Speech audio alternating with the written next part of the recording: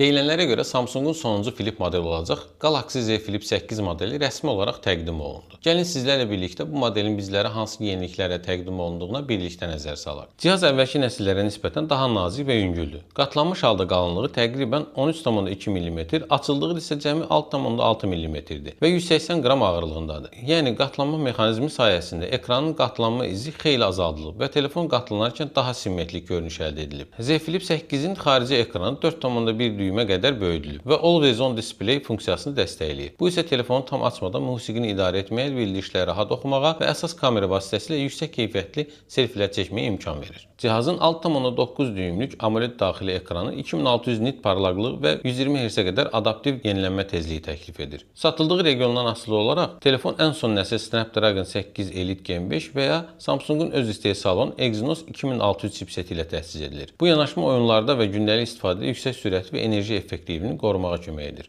Cihazda ikili kamera blokundan istifadə edilib. Əsas kamera 50 megapiksellik f1.8 diafraqma genişliyində OIS dəstəkli, ikinci kamera isə 12 megapiksellik f2.2 diafraqmaya sahib ultra geniş bucaqlı kameradır. Yeni Galaxy Z Flip 8 modelinin əvvəlki nəsillərdən əsas üstünlükləri bunlardır. Bəs sizlər bu model haqqında nələr düşünürsünüz? Öz fikirlərinizi şərhlər bölməsindən paylaşa bilərsiniz.